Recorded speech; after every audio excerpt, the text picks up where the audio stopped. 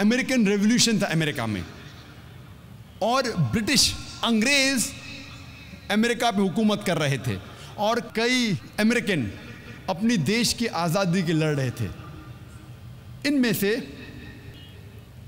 जो अव्वल नंबर पे थे वो थे जॉर्ज वॉशिंगटन, बेंजामिन फ्रैंकलिन। और ब्रिटिश हुकूमत के हिसाब से उस वक्त 1775 में number 1 terrorist in the world, सबसे बड़ा दहशतगर्द उस वक्त था जॉर्ज वॉशिंगटन। ब्रिटिश हुकूमत के मुताबिक उस वक्त सबसे नंबर 1 टेररिस्ट दुनिया में था जॉर्ज वॉशिंगटन। जब यूएसए को आज़ादी मिलती है, वो टेररिस्ट नंबर 1, दहशतगर्द नंबर 1 बन जाता है प्रेसिडेंट ऑफ यूएसए। आप सोच सकते हैं, टेररिस्ट नंबर 1 बन जाता है यूएसए का प्रेसिडेंट। ऐसी कई मिसाल आप पेश कर सकते हैं। हम जानते हैं साउथ अफ्रीका में जब सफ़ेद हुकूमत थी, अपार्टेड सिस्टम था, उस वक्त सफ़ेद हुकूमत ने, वाइट अपार्टेड गवर्नमेंट ने नेल्सन मंडेला को कैद किया था 25 साल से ज़्यादा रॉबिन आइलैंड में। और वो हुकूमत कहती थी टेररिस्ट नंबर 1 उस वक्त था नेल्सन मंडेला। जब साउथ अफ्रीका को आज़ादी मिलती है और गोरों की हुकूमत निकल जाती है, तो नेल्सन मंडेला को रिहा किया जाता है और उसको दिया जाता है नोबेल प्राइज़ फॉर पीस। आप सोच सकते हैं, जो शख्स को 25 साल से ज़्यादा कैद किया जाता है रॉबिन आइलैंड में और कहा जाता है टेररिस्ट नंबर 1, दहशतगर्द नंबर 1, उसको वही काम के लिए रिहाई के बाद मिलता है award Nobel prize for piece. ये नहीं कि पहले वो बुरा इंसान था और फिर अच्छा बना, वही काम के लिए जिसके लिए उसे कैद किया जाता है, उसी काम के लिए उसको मिलता है नोबेल प्राइज़ फॉर पीस। ये है मीडिया। टेररिस्ट नंबर 1 को मिलता है नोबेल प्राइज़ फॉर पीस। तो हमें ये पता लगता है कि जो भी पावर में हैं, जो भी ताकत में हैं, जो भी लक़ब वो ताकतवर देता है, वो लक़ब उस इंसान पे चिपक जाता है। आजकल लोग ये नहीं देखते हक क्या है, देखते ताकत किसके पास है। जिसके पास ताकत है, जो वो लक़ब देता है, वो लक़ब चिपक जाता है उस इंसान पे। इस्लाम में ताकतवर हमेशा सही नहीं, हक हमेशा सही है। हक, चाहे वो अमीर या गरीब हो, राजा या फ़कीर हो, गोरा या काला हो, इस्लाम में हक। जो कुरान की आयत से मैंने शुरू किया था इस तकरीर को, वकुल जाल हक वज़ाकल बातिल, सूरह इसरा सूरा नंबर 17 आयत नंबर 81 में, कि कहो कि हक आ चुका है और बातिल ख़त्म हो चुका है। ऐसी कई मिसाल है। मीडिया का स्ट्रैटेजी नंबर 6, छठी स्ट्रैटेजी जो मीडिया इस्तेमाल करती है, जिसे कहते हैं डबल स्टैंडर्ड्स, उर्दू में कहेंगे दोगलापन, डबल स्टैंडर्ड्स। मीडिया कहती है कि मुसलमान खवातीन हिजाब में है, ये खवातीन पे इस्लाम जुल्म कर रहा है। क्यों? क्योंकि हिजाब में है। दूसरी ओर हम देखते क्रिश्चियन नन, क्रिश्चियन सिस्टर्स, वो भी हिजाब में, उसका भी सर ढका हुआ है, लेकिन कहती अरे वाह, ये खवातीन कितनी मॉडेस्ट है, माशाअल्लाह, कितना पर्दा करती है। यार, तो मुस्लिमा पर्दा करती है, हिजाब करती है, तो कहा जाता है ये खवातीन पे जुल्म हो रहा है। क्रिश्चियन सिस्टर्स, नन जब पर्दा करती है तो कहा जाता है कि दे आर मॉडेस्ट।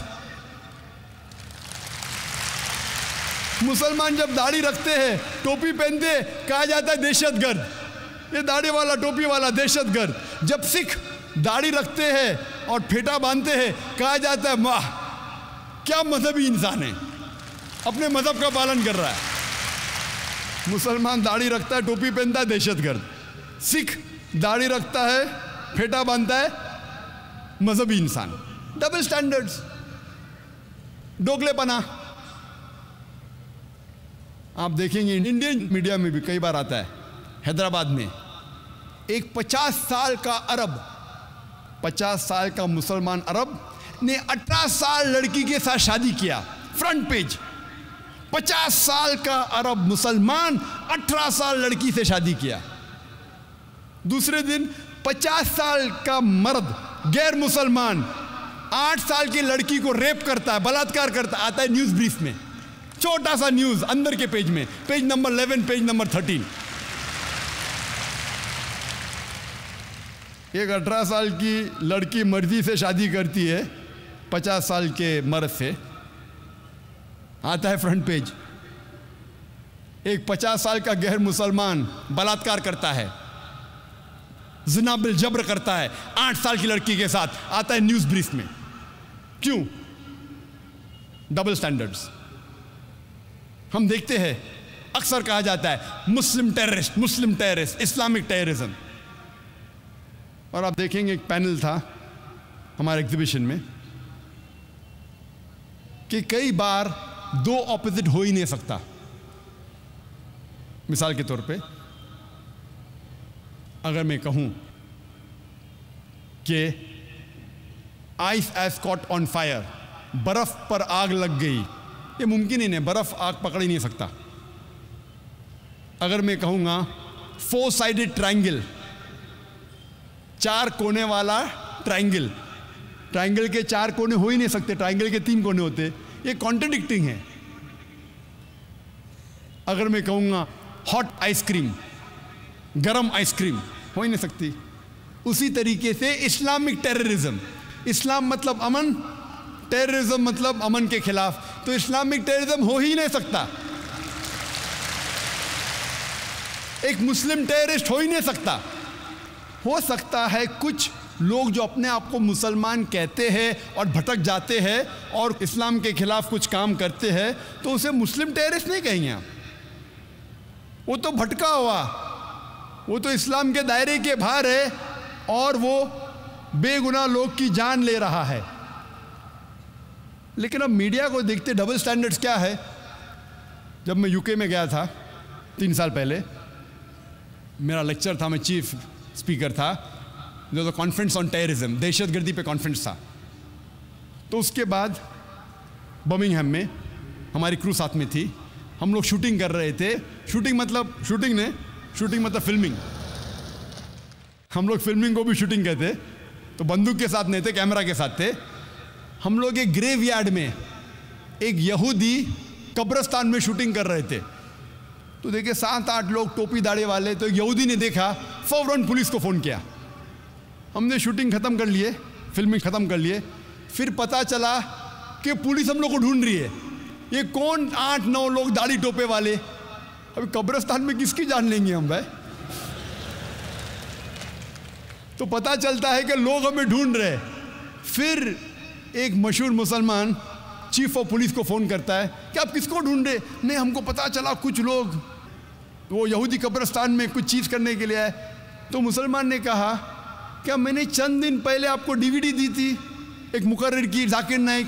हाँ मैं सुन चुका हूँ, क्या अच्छी तकरीर थी। वही इंसान था, वही इंसान था, वो आदमी था कब्रिस्तान में, मुझे पता नहीं। वो ढूंढ रहे कौन दाढ़ी टोपी वाला कब्रिस्तान में क्या कर रहे। यही यूके में, यही इंग्लैंड में अक्सर हम जानते हैं कि सबसे ज़्यादा जो बेगुनाह लोग का जिसने कत्ल किया है वो है IRA, आयरिश रिपब्लिकन आर्मी। ये आयरिश रिपब्लिकन आर्मी, ये आर्मी है, ये खुसूसन कैथलिक्स है। क्रिश्चियन में भी 2 भाग हैं, कैथलिक्स एंड प्रोटेस्टेंट। ये कैथलिक लोग हैं, इन्हें कभी भी कैथलिक टेररिस्ट नहीं कहा गया है, कभी भी क्रिश्चियन टेररिस्ट नहीं कहा गया IRA, आयरिश रिपब्लिकन आर्मी। इलाके के बुनियाद पे जाना गया, मजहब के बुनियाद पे नहीं। हम जानते हैं Tamil tigers, LTTE, liberation Tamil tigers Eelam. कभी हिंदू टेररिस्ट कहा गया उनको? नहीं। क्यों? क्योंकि वो मुसलमान नहीं है। उल्फा असम में, United Liberation Front of Assam, खुसूसन एक ऐसा ऑर्गेनाइजेशन है, टेररिस्ट ऑर्गेनाइजेशन, जो खुसूसन मुसलमान का कत्ल करता है। उसे कभी भी हिंदू टेररिस्ट नहीं कहा गया। क्यों?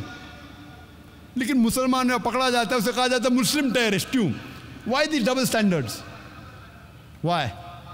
और तफसील आप अगर जानना चाहते तो मैं तकरीर सुनिए is terrorism a Muslim monopoly, जो 2 साल पहले मैंने दी थी चंद्रमुखराज हॉल में, और 1 महीने पहले जो उर्दू में दी थी, क्या आतंकवाद मुसलमानों की विरासत है?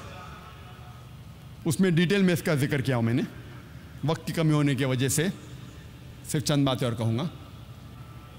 हम जानते हैं कि अभी हाल में 2, 3, 4 महीने पहले कई बॉम्ब ब्लास्ट हुए, और 1 महीने पहले, 4 महीने से 1 महीने पहले तक अक्सर मीडिया में आ रहा था कि मुसलमान रिस्पॉन्सिबल।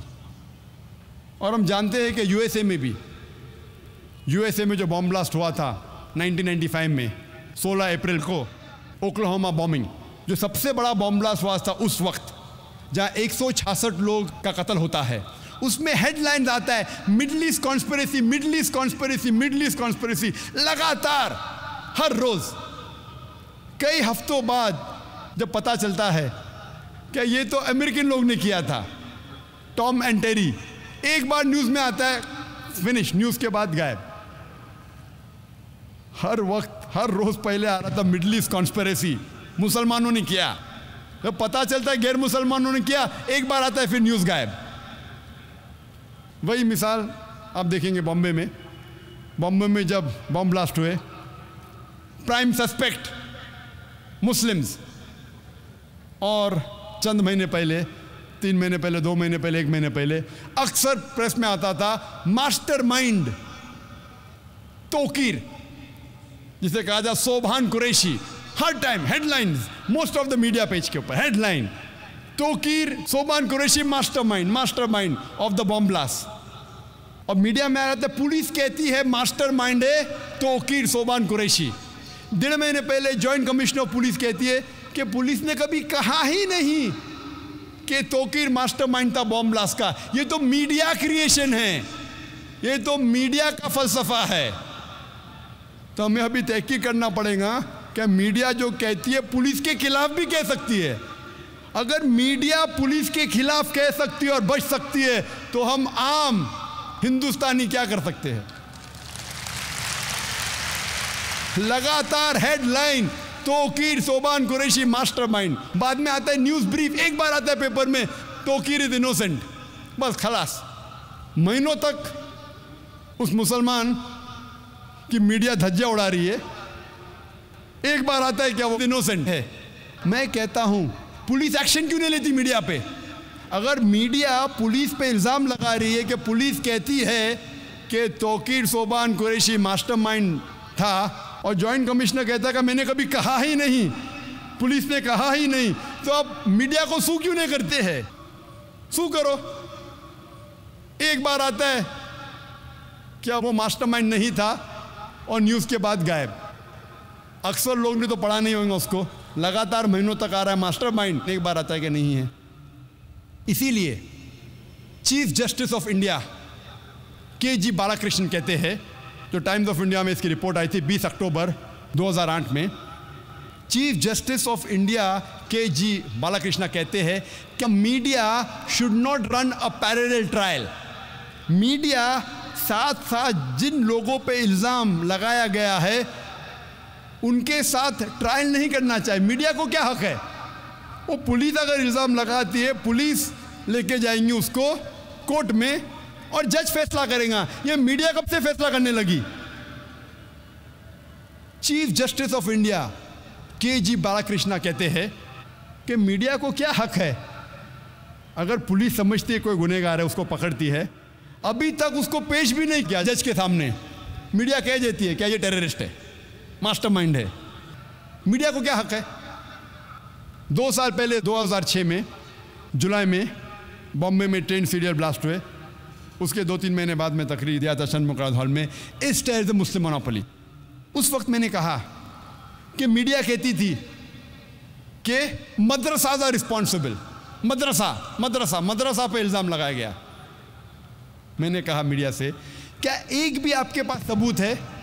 एक भी मदरसा हिंदुस्तान में, हिंदुस्तान के बाहर में नहीं जानता हूं, एक भी मदरसा पेश करो सारे हिंदुस्तान में जो टेररिस्ट एक्टिविटी में इन्वॉल्व था, दहशतगर्दी में इन्वॉल्व था? एक भी नहीं, एक भी नहीं। फिर आप कैसे कहते हैं कि मदरसा टेररिस्ट को जन्म देता है? हो सकता है। मैं तो एक भी मदरसे के फारिग को नहीं जानता हूँ हिंदुस्तान में जो दहशतगर्द है। हो सकता है एक आध आपको मिले, हो सकता है, मैं नहीं जानता हूँ। लेकिन आप अगर चेक करेंगे, आप ट्रैक रिकॉर्ड देखेंगे, जितने टेररिस्ट का है, चाहे अमेरिका में हो, यूके में हो, हिंदुस्तान में हो, अक्सर टेररिस्ट के पास तो यूनिवर्सिटी डिग्री है, उनके स्कूल की डिग्री है। मेरे पास भी स्कूल की डिग्री है, बॉम्बे यूनिवर्सिटी की डिग्री है।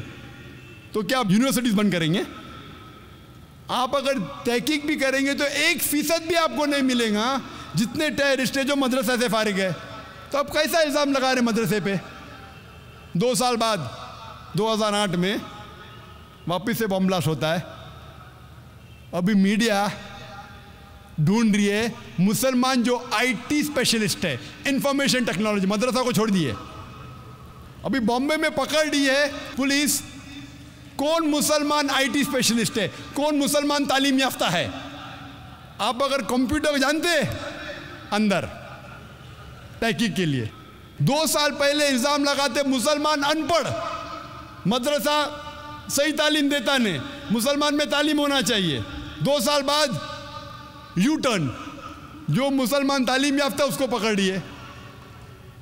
पूना के अंदर में तकरीर किया था, वहाँ के लोग डरे थे 1 महीना पहले, 19 अक्टूबर 2008 में।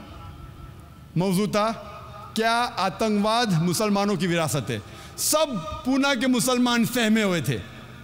इल्ज़ाम था कई पूना के मुसलमानों पे। लाइमलाइट पे था मंसूर पीर बॉय जो आईटी स्पेशलिस्ट है, याहू के लिए काम करता है।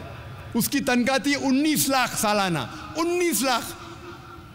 सोच सकते 19 लाख ने हर महीने 1.5 लाख से ज़्यादा कमाता है मुसलमान। उसको गिरफ्तार किया गया है और इल्ज़ाम लगा गया था। तो मैं ना तोकीर सोबान कुरैशी को जानता हूँ, ना मेरा दोस्त है, मेरा दुश्मन है। मैं पीर भाई को भी नहीं जानता हूँ, ये मंसूर पीर भाई को। लेकिन लोग मुझे पूछते doctor Zakir Naik, do you consider Mansoor Peerbhoy to be terrorist? क्या आप समझते हैं मंसूर पीर भाई टेररिस्ट है? तो मैंने कहा कि हज़ारों मुसलमानों को गिरफ्तार करते, हज़ारों मुसलमानों को इलीगली डिटेन करते, उनमें से 1% भी नहीं साबित होते टेररिस्ट है। तो अगर मैं लॉजिकली बात करूं तो मैं कहूँगा 99% Mansoor Peerbhoy is not a terrorist. 99% Mansoor Peerbhoy terrorist नहीं। मैंने तहकीक नहीं किया उसके ऊपर, मैं तो सिर्फ एवरेज बता रहा हूँ। एवरेज। मैं ना मंसूर पीर भाई को जानता हूँ, ना मेरा दोस्त है, ना मेरा दुश्मन है, ना मैं उसके खिलाफ हूँ ना उसके फेवर में हूँ। हाल ही में 1 हफ्ते पहले मीडिया मुझसे पूछती है डॉक्टर जाकिर नाइक, क्या आप समझते हैं, ये चीज़ 1 साल पहले 2 साल पहले भी पूछी गई थी, क्या आप समझते हैं बिन लादेन टेररिस्ट है? तो मैंने कहा कि अगर मैं बीबीसी और CNN की बात मानूं तो मुझे यकीनन कहना पड़ेगा कि Osama bin Laden is the terrorist, Osama bin Laden दहशतगर्द है। लेकिन कुरान में लिखा है सूरह हुजुरात में, सूरा नंबर 49 वर्स नंबर 6, जो इस तकरीर के शुरू में इमाम शेख अहमद अली अब्दुर्रहमान हुदैफी ने तिलावत की थी, उसमें लिखा है कि जब भी कोई फासिक आपको कोई खबर देता है उसकी तहकीक करो दूसरे तक पहुंचाने के पहले। तो अगर मैं बीबीसी और CNN की बात मानूं, मुझे कहना ही पड़ेगा क्या बिन लादेन टेररिस्ट है। लेकिन मैं बीबीसी और CNN के बुनियाद पे नहीं कह सकता हूं। आप मुझे पूछेंगे क्या is Osama bin Laden a terrorist, क्या ओसामा बिन लादेन दहशतगर्द है? मैं कहूँगा ना वो दहशतगर्द है ना ही साधु है। ओसामा बिन लादेन ना दहशतगर्द है ना साधु है, ना मेरा दोस्त है ना मेरा दुश्मन है। क्योंकि मैंने ओसामा बिन लादेन पे तहकीक नहीं की है। मैं मीडिया से पूछता हूं कि अंग्रेज़ जब भगत सिंह को टेररिस्ट कहते हैं, आप मानते हैं भगत सिंह टेररिस्ट है? वो मीडिया कहती नहीं, भगत सिंह तो देशभक्त था। तो मैंने कहा मैं भी मानता हूं भगत सिंह देशभक्त था, भगत सिंह टेररिस्ट नहीं था, क्योंकि मैंने हिंदुस्तान की तारीख की तहकीक की है। मैं जानता हूं वो देशभक्त था, इसीलिए मैं अंग्रेज़ के बात को नहीं मानता हूं। फिर मैं मीडिया से पूछता हूँ वही अंग्रेज़ आज कहते हैं ओसामा बिन लादेन टेररिस्ट है, तो आप अंग्रेज़ की बात क्यों मानते? तो मीडिया हंसने लगता है। मैं बोलता हूँ हिंदुस्तानी मीडिया से, आपको डबल स्टैंडर्ड क्यों? वही अंग्रेज़ भगत सिंह को टेररिस्ट कहते, आप कहते गलत है। आज वो कहते ओसामा बिन लादेन टेररिस्ट, आप बोलते सही है। मैं वापस से कहना चाहता हूँ ओसामा बिन लादेन ना मेरा दोस्त है ना मेरा दुश्मन है, ना मैं उसे जानता हूँ। तो मैं ओसामा बिन लादेन के ना फेवर में हूँ ना अगेंस्ट हूँ, मैं तो सिर्फ कुरान में जो इन्फॉर्मेशन है कह रहा हूँ। तो आप ये गलत मत समझो। मैं कहता हूँ मेरे नज़रिए से ना टेररिस्ट है ना सेंट है, ना दहशतगर्द है ना साधु है, ना अच्छा है ना बुरा है। मैंने तहकीक किया ही नहीं, क्योंकि मैं पढ़ चुका हूँ, कई डीवीडी देख चुका हूँ जिसमें लिखा है कि 9/11 की जिम्मेदार खुद यूएस गवर्नमेंट है। आप देखेंगे 9/11 के ऊपर डीवीडी डॉक्यूमेंट्री, लूज चेंज देखिए, कई डॉक्यूमेंट्री है जिसमें कहा गया है, जो अमेरिकन क्रिश्चियन लोग ने उसे निकाला है और कहा है कि यूएस गवर्नमेंट इज रिस्पॉन्सिबल। अभी 2 साल पहले टाइम्स ऑफ इंडिया में एक रिपोर्ट आई थी कि 75 यूएस साइंटिस्ट और प्रोफेसर ये कहते हैं कि 9/11 जो ट्विन टावर पर अटैक किया गया था वो इनसाइड जॉब था, वॉशिंगटन डीसी व्हाइट हाउस में प्लान किया गया था, जॉर्ज बुश रिस्पॉन्सिबल है। आप मुझे पूछेंगे कौन रिस्पॉन्सिबल है? जॉर्ज बुश के ओसामा बिन लादेन? मैं जानता नहीं हूँ, मैं तो सिर्फ न्यूज़ पढ़ता हूँ मीडिया में। कोई कहता है जॉर्ज बुश ने क्या है 9/11, कोई कहता है ओसामा बिन लादेन ने क्या है, मैं जानता नहीं हूँ। तो मैं कैसे कह सकता हूँ कि ओसामा बिन लादेन टेररिस्ट है? 1 हफ्ते पहले मीडिया मुझसे पूछ रही है, डॉक्टर जाकिर क्या आप ये कहते हैं कि साध्वी प्रज्ञा सिंह ठाकुर टेररिस्ट है? मेरा जवाब वही था, मेरे नज़रिए में साध्वी प्रज्ञा सिंह ठाकुर ना दहशतगर्द है ना वो साधु है। She is neither a terrorist neither is she a saint, क्योंकि मैंने उसके ऊपर तहकीक नहीं की है। तो मैं कैसे कह सकता हूँ कि साध्वी प्रज्ञा सिंह ठाकुर टेररिस्ट है? ये पुलिस उसे पकड़ी है, एटीएस वाले कह रहे हैं कि उसने बॉम्ब ब्लास्ट किया है, मैं नहीं जानता हूँ। अभी कुछ हफ्ते पहले हेडलाइंस कई न्यूज़ में, इंडिया के न्यूज़ चैनल्स में आ रहा था कि डॉक्टर जाकिर नाइक कहता है कि ओसामा बिन लादेन टेररिस्ट नहीं है। मेरे सेंटेंस को आउट ऑफ कॉन्टेक्स्ट कोट कर रही है और टेलीविजन पे दिखाया Osama bin Laden is not a terrorist. आधे सेंटेंस को दिखाते, पूरा सेंटेंस में क्या है? Osama bin Laden is not a terrorist neither a saint. आधा जुमला दिखाते और लोग मेरे खिलाफ कहते हैं जाकिर अभी ओसामा बिन लादेन को सपोर्ट कर रहा है। मैंने किधर सपोर्ट किया उसको? ना मैं उसके सपोर्ट में ना खिलाफ हूँ। जैसा मैंने इंटरव्यू में कहा कि साध्वी प्रज्ञा सिंह ठाकुर वो टेररिस्ट नहीं है ना साधु है, मैं नहीं जानता हूँ। हिंदुस्तान टाइम्स में आया Sadhvi Singh get support from an unprecedented quarter. एक ऐसे इदारे से सपोर्ट मिलता है, president of Islamic research foundation. भाई मैंने साध्वी को सपोर्ट नहीं किया, मैंने कहा Sadhvi is neither a terrorist nor a saint. मैंने कहाँ से सपोर्ट किया? ना मैं इल्ज़ाम लगाया ना सपोर्ट किया, क्योंकि मैंने साध्वी की हिस्ट्री पे तहकीक किया ही नहीं। तो कैसा मैं कह सकता हूँ क्या वो टेररिस्ट है या साधु है? मैं नहीं कह सकता। जिस तरीके से बिन लादेन के बारे में मैं नहीं कहता हूँ अच्छा है कि बुरा है, उसी तरीके साध्वी के बारे में मैंने तहकीक नहीं की है। भगत सिंह कह सकता हूँ क्या टेररिस्ट नहीं था, क्योंकि मैंने तहकीक की है। मीडिया मुझसे पूछती है 1 महीने से पुलिस हिंदू टेररिस्ट को पकड़ रही है, आपको क्या कहना है ये हिंदू टेररिस्ट के बारे में? और मीडिया मुझसे पूछने लगी कि एलके अडवाणी अब कह रहा है कि ये हिंदू टेररिस्ट नहीं है, हिंदू टेररिस्ट बोलना गलत है, आपकी क्या राय है एलके अडवाणी के बारे में?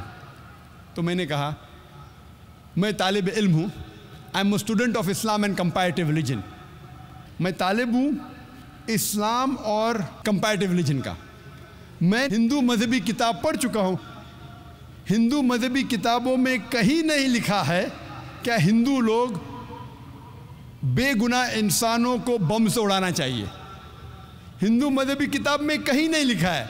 तो हिंदू टेररिस्ट बोलना बिल्कुल गलत है, क्योंकि मैं हिंदू मजहबी किताब पढ़ चुका हूँ। जिस तरीके से मैं कहता हूँ कि मुस्लिम टेररिस्ट बोलना गलत है, तो एलके अडवाणी बिल्कुल 100% सही है। इस बात पे मैं कहता हूँ एलके अडवाणी सही है।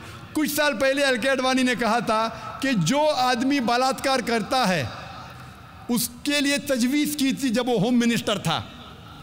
एलके अडवाणी ने कहा था, श्री एलके अडवाणी ने, कि जो आदमी बलात्कार करता है उसको मिलना चाहिए सजाए मौत। तो मैंने कहा मैं अलके अडवाणी की इस बात को 100% तस्लीम करता हूँ। बाकी बातें सही होंगी या गलत होंगी वो अलग है, इस बात पे तस्लीम करता हूँ। अभी मैं दूसरी बात को तस्लीम करता हूँ। जब एल के अडवाणी कहता है कि हिंदू टेररिस्ट बोलना गलत है, मैं उनकी बात को बिल्कुल मानता हूँ। एल के अडवाणी ने हिंदू मजहबी किताब का मुताला किया है कि नहीं मैं नहीं जानता, लेकिन मैंने तो किया है। वो किस वजह से कह रहा है हिंदू टेररिस्ट नहीं बोलना चाहिए मैं जानता नहीं हूँ, मैं पॉलिटिशियन नहीं हूँ, लेकिन क्योंकि मैं स्टूडेंट हूँ इस्लाम और कंपैरेटिव रिलीजन का, मैं ये जानता हूँ कि इन लोगों को लेफ्टिनेंट कर्नल प्रसाद पुरोहित या साध्वी सिंह ठाकुर को हिंदू टेररिस्ट बोलना गलत है, क्योंकि हिंदू मज़हब में कहीं नहीं लिखा है कि बम से मासूमों को उड़ाना चाहिए। और हमारे देश में कानून है इनोसेंट अनटिल प्रूवन गिल्टी, यानी कोई भी इंसान मासूम है जब तक उसका जुर्म साबित नहीं हुआ। लेकिन जब मुसलमान पकड़े जाते लॉ उल्टा हो जाता है, गिल्टी अनटिल प्रूवन इनोसेंट, यानी आप गुनहगार है जब तक आप मासूम नहीं साबित किए जाते। क्यों? हिंदुस्तान का कानून है कि कोई भी हिंदुस्तान का नागरिक, कोई भी इंसान पकड़ा जाता है वो मासूम है जब तक उसका गुनाह साबित नहीं होता। जब मुसलमान पकड़ा जाता है तो वो गुनहगार है, मुजरिम है, जब तक वो मासूम नहीं साबित किया जाता। क्यों? मेरे डबल स्टैंडर्ड्स नहीं है। जब मैं कहता हूँ मुस्लिम टेररिस्ट बोलना गलत है तो मैं वो भी कहता हूँ कि हिंदू टेररिस्ट बोलना गलत है। जब मैं कहता हूँ बिन लादेन मैं जानता नहीं हूँ, बिन लादेन को तो किसने पकड़ा ही नहीं अभी तक, साध्वी को तो पकड़ा, पुलिस ने इंटरोगेट किया, फिर भी मैं कहता हूँ कि मैं जानता नहीं हूँ। बिन लादेन को किसने पकड़ा? वो जॉर्ज बुश ने कहा टोनी ब्लेयर से क्या प्रूफ है, दुनिया को तो नहीं दिखाया। यहाँ तो पुलिस ने इंटरोगेट किया साध्वी को, लेफ्टिनेंट कर्नल पुरोहित को, फिर भी मैं कहता हूँ कि मैं उन्हें नहीं मुजरिम ठहरा सकता हूँ तब तक जब तक कोर्ट फैसला नहीं करती। और हम मुसलमानों को अल्हम्दुलिल्लाह सुम्मा अल्हम्दुलिल्लाह इंडियन जुडिशरी सिस्टम पे नाज है, इंडियन जुडिशरी सिस्टम की कदर करते हैं कि अल्हम्दुलिल्लाह सुम्मा अल्हम्दुलिल्लाह कितने भी लोग अगर बेगुनाह लोग अरेस्ट होते हैं, माशाअल्लाह अल्हम्दुलिल्लाह सुम्मा अल्हम्दुलिल्लाह हमारे हिंदुस्तान के जजेस जो है, और कल उनकी तकरीर थी जस्टिस फॉर पीस, 2 जस्टिस थे, जस्टिस हॉस्बिट सुरेश और जस्टिस कोलसे पाटिल, जो माशाअल्लाह आपके सामने पेश किए कि जस्टिस होना ज़रूरी है पीस के लिए। और हमारे नौजवान एडवोकेट मुबीन सोलकर भी थे माशाअल्लाह, जो आपको साबित किए कि पीस होने के लिए जस्टिस ज़रूरी है। जब तक अदल नहीं रहेगा इस देश में तब तक इस देश में अमन नहीं रहेगा। 7वीं स्ट्रैटेजी, मीडिया अक्सर जब भी कोई मुसलमान जो इस्लाम पे अमल नहीं कर रहा है और इस्लाम के खिलाफ बात करता है, मीडिया उसे हाईलाइट करती है। कोई मुसलमान जो मुसलमान नाम का है, इस्लाम से दूर है, लेकिन इस्लाम के खिलाफ लिखता है तो उसे हाईलाइट करती है। हमारे पास मिसाल है सलमान रश्दी और तस्लीमा नसरीन की। सलमान रश्दी को मीडिया ने इतना हाईलाइट किया, क्यों? क्योंकि वो नाम का मुसलमान था और उसने किताब लिखी थी सैटेनिक वर्सेस इस्लाम के खिलाफ, मोहम्मद सल्लल्लाहु अलैहि वसल्लम के खिलाफ। मीडिया उसे इतना उछालती है कि वो बन जाता है मिलियनर, करोड़पति ओवरनाइट।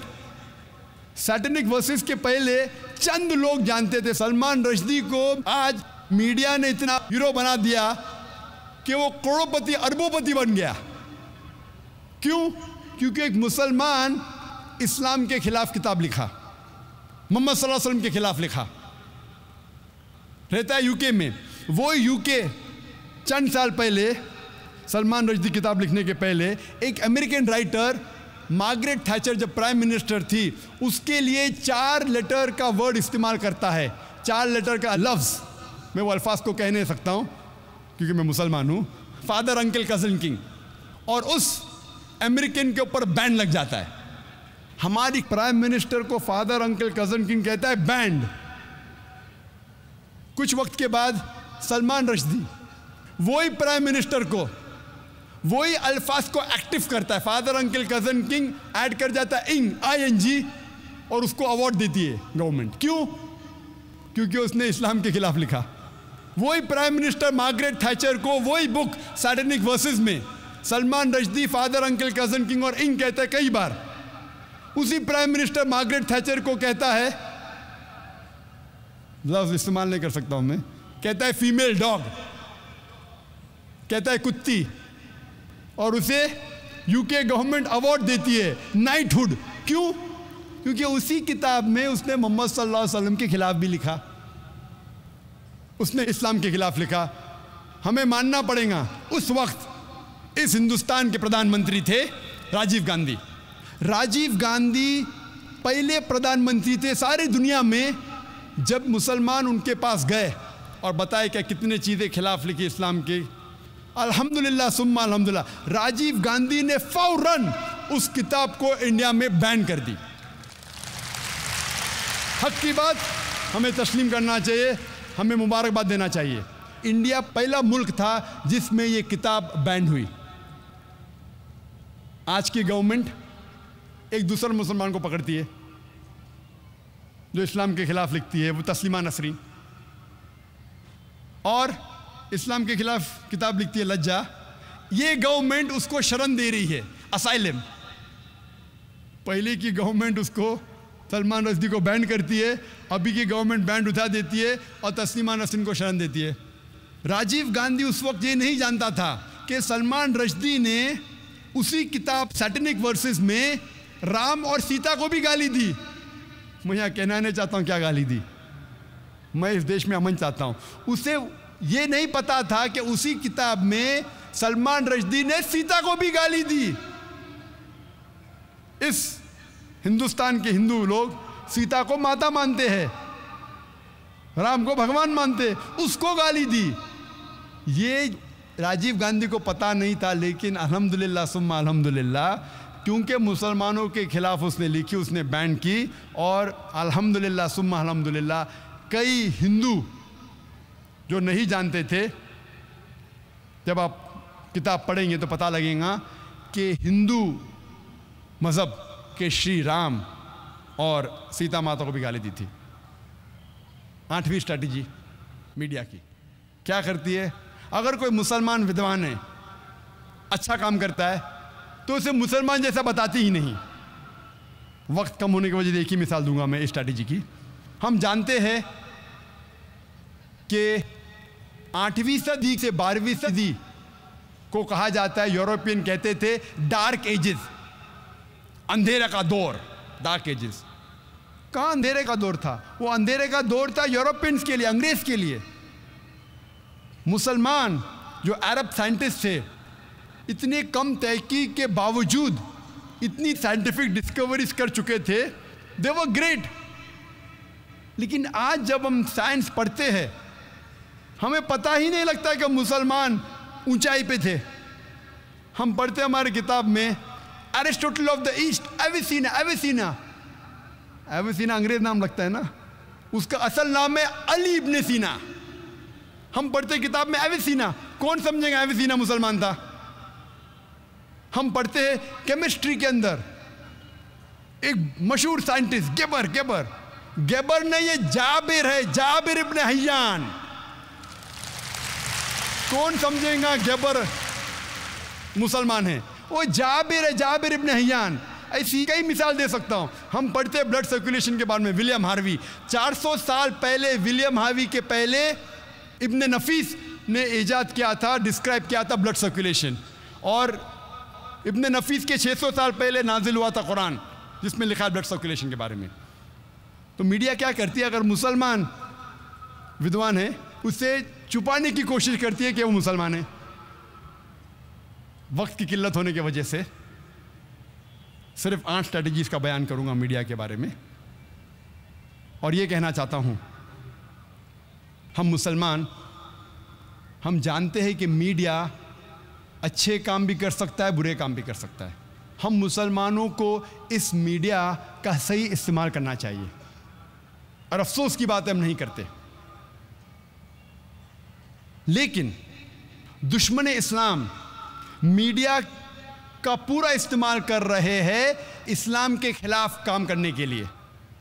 और एक आर्टिकल आया था टाइम्स मैगजीन में 16 अप्रैल 1979 में, जिसमें क्रिश्चियन ऑथर लिखता है, एक क्रिश्चियन रिसर्चर लिखता है कि 150 साल में सन 1800 से सन 1950 तक के इस 150 साल के दरमियान 60,000 से ज़्यादा किताबें लिखी गई थी इस्लाम के खिलाफ। यानी हर रोज़ एक से ज़्यादा किताब लिखी गई थी इस्लाम के खिलाफ इन 150 साल में। अभी 9/11 के बाद, 9 सितंबर 2001 के बाद ये तादाद कई गुना ज़्यादा बढ़ गई। हर रोज़ कई किताबें लिखी जा रही इस्लाम के खिलाफ। हम मुसलमान इस मीडिया का इस्तेमाल नहीं कर रहे हैं। हिंदुस्तान की मिसाल लो, हिंदुस्तान में कितने मुसलमान हैं? हम कह सकते हैं कि 18 करोड़ 20 करोड़, 18 से 20 करोड़ मुसलमान हैं हिंदुस्तान में।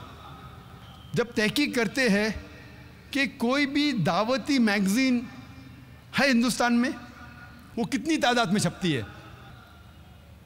आप हिंदुस्तान की दावती मैदान की मैगजीन लेंगे, चाहे इंग्लिश हो या उर्दू हो या हिंदी हो, आप ये कह सकते हैं, मैं पूछना चाहता हूँ सामाइन से, ऑडियंस से, कि हिंदुस्तान में सबसे ज़्यादा दावती मैगजीन कितनी तादाद में छपती है और कौन सी है? हिंदुस्तान में दावती मैदान में कौन सी मैगजीन सबसे ज़्यादा तादाद में छपती है? ट्राई कर सकते, गेस कर सकते? इस्लामिक वॉइस, उसकी तादाद है 12,000 से 15,000। 12,000 से 15,000। जब अमेरिका गया था मैं, तो वहाँ चंद साल पहले एक मैगजीन है जो इस्ना निकालती है, होराइजन, वो हर महीने छापती है 50,000। 50,000। ये है मुसलमान मीडिया का इस्तेमाल कर रही है। एक क्रिश्चियन ऑर्गेनाइजेशन है जिसे कहा जाता है जोहाज विटनेसेस। मेन स्ट्रीम क्रिश्चियन नहीं है, एक ऑफशूट है, एक छोटा सा शाख है। जो मेन क्रिश्चियंस कहते हैं ये क्रिश्चियन ही नहीं है, तो मेन स्ट्रीम क्रिश्चियंस कहते हैं जोहाज विटनेस ईसाई है ही नहीं, लेकिन वो लोग अपने आप को ईसाई कहते हैं। मैं पूछना चाहता हूं, ये मैगजीन है उनकी वॉच टावर। वॉच टावर ये मैगजीन है। मैं आपसे पूछना चाहता हूं, क्या आप गेस कर सकते हैं कि कितनी तादाद में छपती है किताब? एक ईसाई ऑर्गेनाइजेशन, ऑफशूट है, मेन स्ट्रीम नहीं, एक शाख है। अक्सर क्रिश्चियन कहते हैं क्रिश्चियन है। आप गेस कर सकते हैं कितनी तादाद में छपती है किताब? कितनी तादाद में? लाख के आसपास, 1 लाख के आसपास भाई साहब कह रहे। कोई गेस कर सकता है कितनी तादाद में छपती है? Million, 1 million, 1 million. कोई कहता है लाख, कोई कहता है 10 लाख। 10 लाख, 10 लाख क्या होता है पता है आपको? 2 मिलियन, 20 लाख। ये ऑक्शनिंग हो रहा है, 1 मिलियन, 2 मिलियन, ऑक्शनिंग हो रहा है। ये वॉच टावर मैगजीन, इसकी तादाद छपने की है 37.1 मिलियन, 3 करोड़ 71 लाख। और ये हर महीने नहीं छपती, महीने में 2 बार छपती है, फोर्टनाइटली है। ये 4 कलर मैगजीन है, 4 कलर। इसकी क्वालिटी माशाअल्लाह। 37.1 मिलियन हर 2 हफ्ते, यानी हर महीने 74.2 मिलियन, हर महीने 7 करोड़ 42 लाख, 7 करोड़ 42 लाख। मुसलमान छापना तो दूर, सोच भी नहीं सकते हैं। छापने की बात दूर है, सोच भी नहीं सकते हैं। 74.2 मिलियन हर महीने, हर 2 हफ्ते 37.1 मिलियन।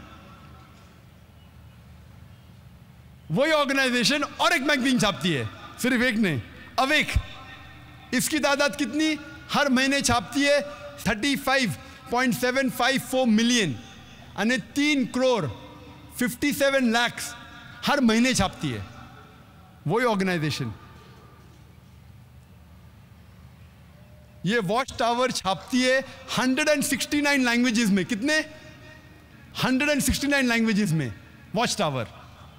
अवेक 81 लैंग्वेजेस में।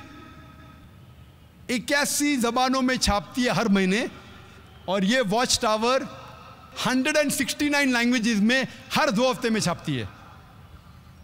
अक्सर ये किताबें फ्री बांटी जाती है, फ्री। नाम के लिए अगर खरीदने जाएंगे 2 रुपया, 2 रुपये की चाय भी नहीं मिलती आपको। छापने की कीमत कई ज़्यादा। ये मीडिया का इस्तेमाल कर रहे तबलीग करने के लिए। हम मुसलमान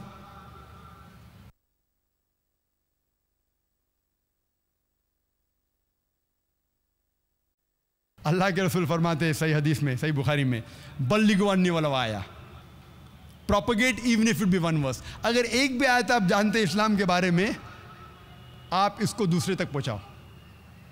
ये क्रिश्चियन मिशनरी पूरा इस्तेमाल कर रहे मीडिया का। कई बार वो गलत इस्तेमाल भी करते हैं। एक बार एक पोस्टर मुझे मिला था, एक पैम्फलेट, ये बड़ा पोस्टर भी है, ये पैम्फलेट है। मैंने एक अरब शेख से पूछा, शेख क्या लिखा है? नजदीक वाले पढ़ सकते, क्या लिखा है? अल्लाह मोहम्मद, अल्लाह मोहम्मद। मैंने शेख से पूछा, यहाँ भी माशाअल्लाह बहुत से लोग बैठे हुए, माशाअल्लाह, शेख मौलाना, अल्लाह मोहम्मद। मैंने कहा शेख गौर से पढ़िए। फिर से कहा अल्लाह मोहम्मद सल्लल्लाहु अलैहि वसल्लम, और गौर से पढ़िए अल्लाह मोहम्मद सल्लल्लाहु अलैहि वसल्लम। माशाअल्लाह सब लोग बैठे, अरबी दान। दूर से तो कह रहे हैं, गौर करके पढ़ेंगे तो लिखा है अल्लाह मोहब्बा, अल्लाह मोहब्बा, गॉड इज लव, खुदा है प्यार।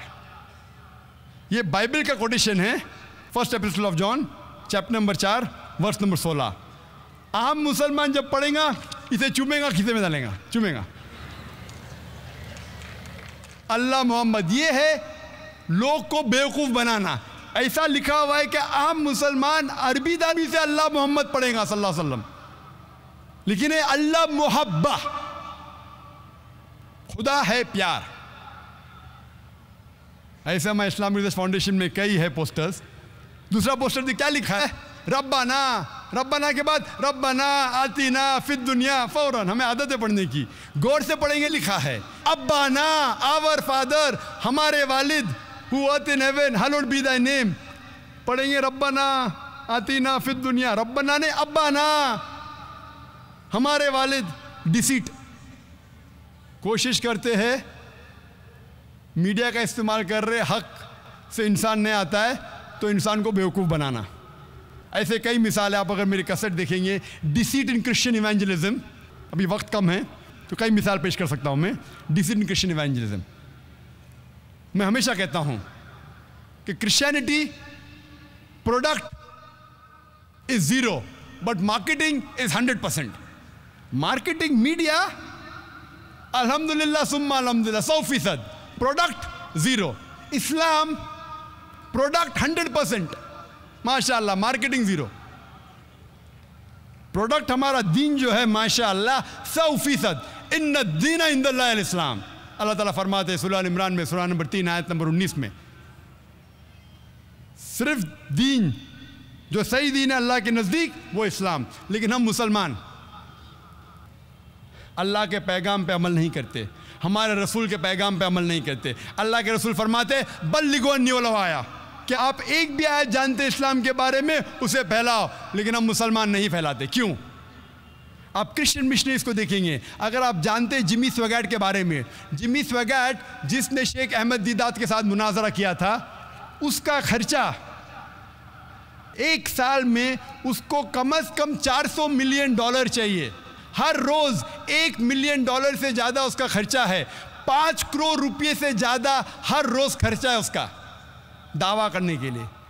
5 करोड़ से ज्यादा हर रोज जिमी स्वैगैट।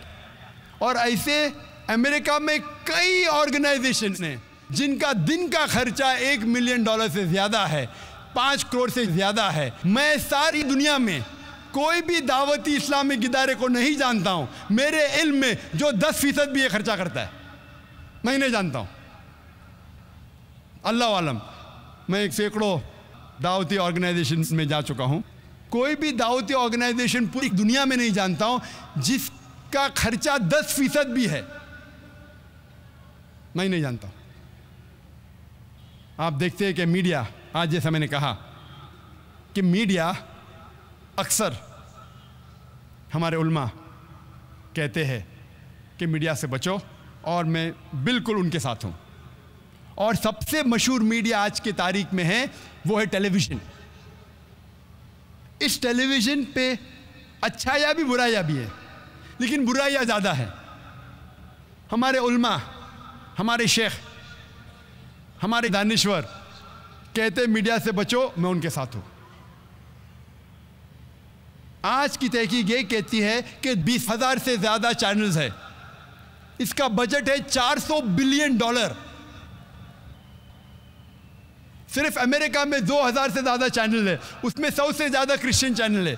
यूके में कितने चैनल है? सारी दुनिया में सैकड़ों क्रिश्चियन चैनल्स है, ईसाई चैनल्स है, हिंदू चैनल्स है, जैन चैनल है। हमें मानना पड़ेगा 99% जितने भी सैटेलाइट चैनल्स है हराम है। मानना पड़ेगा 99% से ज़्यादा जितने सैटेलाइट चैनल्स है हराम है। ऑब्सिनिटी है, उरियानियत है, इस्लाम के ख़िलाफ़ है, वाहियात पना है, पोर्नोग्राफी है, हराम है, मानना पड़ेगा। इसीलिए हमारे स्कूल में जो भी एडमिशन लेता है उसके घर में केबल टीवी नहीं होना चाहिए। लेकिन हम अगर इस मीडिया को जो गलत चीज़ फैलाती है, क्यों न उसे सही चीज़ में तब्दील करें। हम अगर देखेंगे क्रिश्चियन चैनल सैकड़ों है, सिर्फ हिंदुस्तान में साउथ इंडियन लैंग्वेजेस में कई चैनल्स है क्रिश्चियनिटी फैलाने के लिए। और सबसे फेमस चैनल दुनिया में गॉड टीवी। गॉड टीवी 1995 में शुरू हुआ था। उसका बजट मैं नहीं कहूँगा, बहुत है। 15 सैटेलाइट्स पे आता है। मुस्लिम सैटेलाइट चैनल कितने हैं? सबसे पहला इकरा 1998 में। आज मेरी तहकीक के हिसाब से 50 इस्लामी चैनल भी नहीं है, और 30 से ज़्यादा अरबी चैनल है। अरबी चैनल मतलब दावती नहीं, इसलाह कर रहे अरबों के साथ, अच्छा काम कर रहे हैं अल्हम्दुलिल्लाह, मैं उनके खिलाफ नहीं हूँ, लेकिन दावती मैदान में नहीं है। हार्डली 10 या 15 मुस्लिम चैनल्स होंगे सारी दुनिया में जो गैर अरबी ज़बान में हैं। हम मुसलमान बहुत पीछे हैं, मीडिया के लिहाज से बहुत पीछे है। हमें ये मीडिया जो इस्लाम के खिलाफ जंग कर रहा है, हमें इसे दावती मैदान में बदलना चाहिए। और 3 साल पहले मैंने अंग्रेज़ी में यही मौजू पे तकरीर की थी दुबई में, जब शेख मोहम्मद राशिद अल मखतूम, जब उन्हें मुझे बुलाए थे, दावत दी थी। होली कुरान इंटरनेशनल अवार्ड जो उनका होता है सालाना, दुबई में तकरीर की थी 2005 में अक्टूबर में। और उस वक्त माशाअल्लाह लोग कहते थे दुबई में सबसे बड़ा मजमा था, 11,000 लोग थे। दुबई में 4,000 5,000 डांस के लिए आते, लेकिन इस्लामिक तकरीर के लिए 11,000 सबसे बड़ा मजमा था। तकरीर किया था media and Islam, war of peace. और मैंने कहा कि मीडिया इस्लाम के खिलाफ जंग कर रही है, लेकिन इस्लाम मीडिया से अमन करना चाहता है। और इस अमन का पैगाम पहुंचाने के लिए अल्हम्दुलिल्लाह सुम्मा अल्हम्दुलिल्लाह 3 महीने बाद जनवरी 2006 में एक नया चैनल वजूद में आया जिसका नाम है पीस टीवी।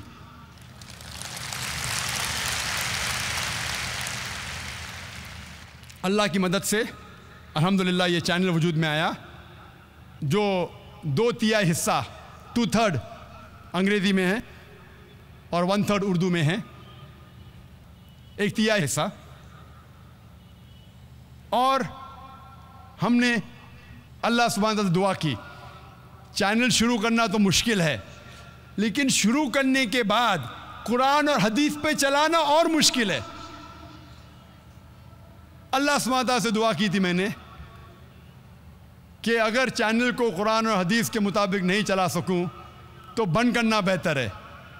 कि अल्लाह सुब्हानहू व तआला ने अल्हम्दुलिल्लाह 3 साल होने आ रहे हैं, और अल्लाह सुब्हानहू व तआला ने अल्हम्दुलिल्लाह मकबूलियत की, और अभी अल्हम्दुलिल्लाह सबसे ज़्यादा देखा जाने वाला इस्लामिक सैटेलाइट चैनल सारी दुनिया में वो है पीस टीवी अल्हम्दुलिल्लाह।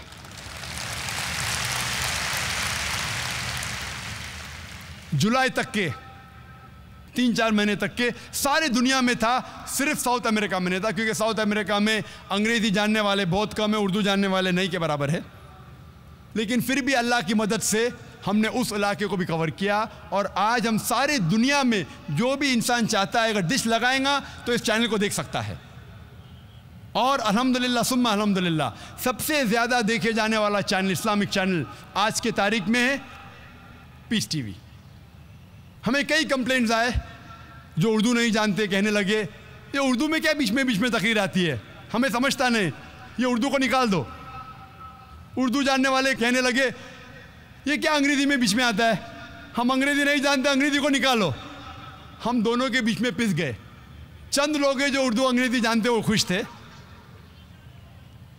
उस तकरीर के, दुबई के तकरीर के बाद 3 महीने बाद पीस टीवी वजूद में आया और हम अल्लाह से दुआ करते इंशाअल्लाह इस तकरीर के बाद इंशाअल्लाह 6 या 8 महीने बाद मई, जून या जुलाई में 2009 में इंशाअल्लाह एक नया चैनल पीस टीवी उर्दू इंशाअल्लाह वजूद में आएगा।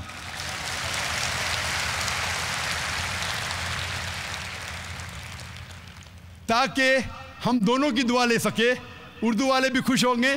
ये उर्दू चैनल 100% उर्दू रहेगा और पीस टीवी सिर्फ 100% अंग्रेज़ी में रहेगा और दोनों 24 आवर्स इंशाअल्लाह सैटेलाइट शुरुआत में इस दुनिया के 70% हिस्से में मौजूद रहेगा और कुछ महीने में इंशाअल्लाह हमारी कोशिश रहेगी कि पीस टीवी उर्दू भी सारी दुनिया में दिखाई पड़े, चाहे अमेरिका हो, चाहे यूके हो, चाहे ऑस्ट्रेलिया हो। और मैं अल्लाह सुब्हानहू व तआला से दुआ करता हूँ कि जो भी हमारी छोटी सी कोशिश है, इस छोटी सी कोशिश को कबूल फरमाएं और हम नाचीज़ जो ना आलिम है ना मौलाना है, सिर्फ एक छोटा सा मुबल्लिग हूँ, हमारी इस छोटी सी कोशिश को कबूल फरमाएं। और माशाअल्लाह लाखों लोग मौजूद हैं इस मैदान में और करोड़ों लोग पीस टीवी पे देख रहे हैं। मैं चाहता हूँ कि ये सारे लोग दुआ करें कि इंशाअल्लाह ऐसे कई चैनल वजूद में आएँ जो इस्लाम का सही पैगाम दुनिया में फैलाएं। और इस बात के साथ मैं तकरीर को ख़त्म करता हूँ कुरान शरीफ की उस आयत के साथ जिससे मैंने तकरीर को शुरू किया था, सूरह इसरा की सूरह नंबर 17 आयत नंबर 81 में अल्लाह ताला फरमाते वकुल जाल हक वज़ाकल बातिल इन्नल बातिल काना ज़ऊका, कहो कि हक आ चुका है और बातिल ख़त्म हो चुका है और बातिल को ख़त्म होना ही है। वाखिर दावाना अल्हम्दुलिल्लाहि रब्बिल आलमीन।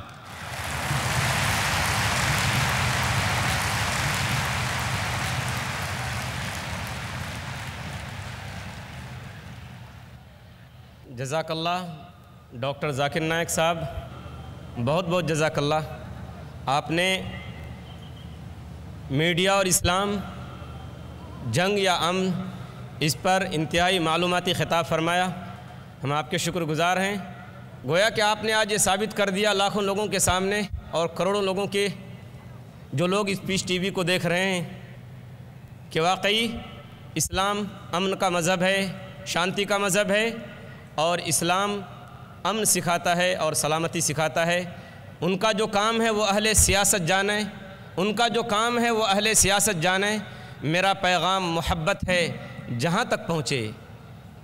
ख़वातीन व हज़रात, हमारा जो अब सबसे ज़्यादा दिलचस्प सेशन है, जो सवाल व जवाब का सेशन है, इंशाअल्लाह हम आपके सामने वो सेशन भी शुरू करने वाले हैं। इसके लिए चंद बातों का लिहाज करना हर एक के लिए ज़रूरी है ताकि ये सेशन दिलचस्प भी हो और कामयाब भी। सबसे पहली चीज़ ये है कि आज की इस नशिस्त में हमारे यहाँ 3 माइक का इंतज़ाम किया गया है। एक माइक स्टेज के बाएं जानिब मेरे लेफ़्ट की साइड में और एक भाइयों के जानिब बीच में और एक ख़वातीन के अंदर। सवाल करने वाला पहले अपना नाम और प्रोफेशन बताए, यानी पेशा बताए। सवाल करने वालों में अगर कोई गैर मुस्लिम भाई हो या कोई गैर मुस्लिम खातून हो, बहन हो, तो उन्हें पहले मौका दिया जाएगा। जो भी सवाल किया जाए, सवाल इख्तलाफी न हो और फ़िक़ही यानी मसलो मसाइल के सवालात न हो। इसी के साथ साथ गैर मुस्लिम भाइयों और गैर मुस्लिम बहनों को इस्लाम के मुताल्लिक़ किसी तरह का सवाल करने की पूरी आज़ादी हासिल होगी। और मेरी आजिज़ाना दरख्वास्त है और गुजारिश है मुस्लिम भाइयों और बहनों से, बशर्ते कि अगर उनको मौका मिले सवाल करने का, अगर उनको सवाल करने का मौका मिले तो उनके सवालात उन्वान से मुताल्लिक़ होने चाहिए। उन्वान है आज की तकरीर का, मीडिया और इस्लाम, जंग या अमन। इसके साथ साथ एक वक्त में सिर्फ़ एक ही सवाल की इजाज़त होगी, और जो आखिरी शर्त है वो ये है कि अगर सवाल गैर ज़रूरी या नामुनासिब हुआ तो उसे रद्द करने का मुझे पूरा इख्तियार हासिल होगा। मुझे उम्मीद है कि आप हज़रात इन उसूलों और शर्तों को सामने रखते हुए इस सेशन को कामयाब और दिलचस्प बनाने में मेरी हर तरह से मदद करेंगे। आप हज़रात जानते हैं कि डॉक्टर ज़ाकिर नायक साहब ने इस्लाम इंसानियत के लिए हल 10 रोज़ा आलमी इस्लामी कॉन्फ्रेंस बुलाई थी, और उसके लिए दुनिया भर के स्पीकरों और मुक़र्रिरों को दावत दी। तकरीर करने वालों में हमारे गैर मुस्लिम भाई भी थे, जज हजरात भी थे। अल्हम्दुलिल्लाह आपके ताउन, और जैसा कि ज़ाकिर नायक साहब ने शुरू में कहा कि हमने इतने इंतज़ामात किए, लेकिन इस्लाम से आपका ताल्लुक़ और इस्लाम से आपकी दिलचस्पी और इस्लाम से आपकी मोहब्बत ने हमको हरा दिया। हम हार गए, हम इंतज़ामात ना कर सके। और इसी के साथ साथ मुबारकबाद के मुस्तहिक़ हैं। मैं वेलकम कहता हूँ उन हिंदू भाइयों को भी, और उन क्रिश्चियन भाइयों को भी, और उन सिख और जैनी भाइयों को भी, जो खुले दिल के साथ ओपन माइंडेड होकर हमारे 10 रोज़ा प्रोग्राम में बराबर वो शरीक हुए। और अल्हम्दुलिल्लाह हमारे इस स्टेज से उनको सवालात किए जाने का मौका भी दिया गया। ख़वातीन व हज़रात, अब मैं सवालात व जवाबात का सेशन बाकायदा शुरू करता हूँ। मेरी गुजारिश है वॉलंटियर हज़रात से कि इस बात पर ख़ास तौर पर ध्यान दें कि अगर नॉन मुस्लिम भाई हों या नॉन मुस्लिम खातून हों तो उनको पहले सवाल करने का मौका दिया जाए। सवाल हम शुरू करेंगे खातून के शोबे से, बहनों के शोबे से, माइक नंबर 3 से। अगर बहनों में कोई गैर मुस्लिम बहन हो तो उनको सवाल करने का मौका दिया जाए और वो बहन सवाल कर सकती हैं। जी सिस्टर।